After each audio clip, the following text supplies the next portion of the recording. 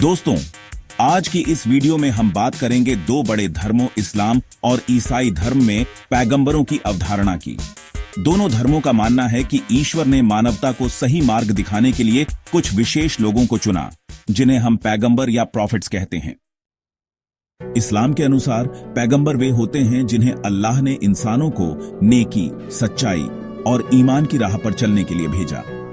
इस्लाम मानता है कि ऐसे लगभग 1,24,000 पैगंबर दुनिया में आए, लेकिन कुरान में केवल 25 का नाम दिया गया है। इनमें से कुछ प्रमुख नाम हैं: आदम, नूह, इब्राहिम, मूसा, ईसा और मोहम्मद सल्लल्लाहु अलैहि वसल्लम। मुसलमान मानते हैं कि मोहम्मद साहब अंतिम पैगंबर हैं और उनके बाद कोई नया पैगंबर नहीं आएगा।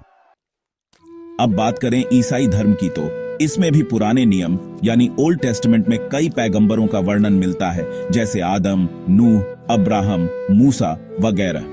लेकिन ईसाई धर्म में एक महत्वपूर्ण अंतर यह है कि वे ईसा मसीह यानी जीसस क्राइस्ट को केवल पैगंबर नहीं, बल्कि ईश्वर का पुत्र और ईश्वर का अवतार मानते हैं। इस्लाम में ईसा मसीह को बहुत सम्मान दिया जाता है, लेकिन उन्हें सिर्फ पैगंबर और अल्लाह का सेवक माना जाता है, न कि ईश्वर का पुत्र।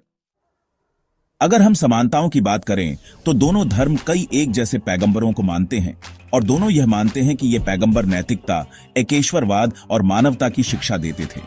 इन दोनों में विश्वास, प्रार्थना, सच्चाई और ईमानदारी को महत्वपूर्ण माना गया है। वहीं मुख्य अंतर यह है कि इस्लाम में मोहम्मद साहब को अंतिम पैगंबर माना जाता है, जबकि ईसाई धर्म में पैगंबरी की परंपरा ईसा मसीह के साथ पूरी हो जाती है और उसके बाद चर्च को मार्गदर्शक मान लिया जाता है। इसके अलावा दोनों धर्मों की धार्मिक ग्रंथों में भी पैगंबरों की कहानियां कुछ अलग रूपों में मिलती हैं। अंत में यह समझना जरूरी है कि दोनों धर्मों का उद्देश्य एक ही है: इंसान को भलाई की राह दिखाना और उसे सच्चाई से जोड़ना।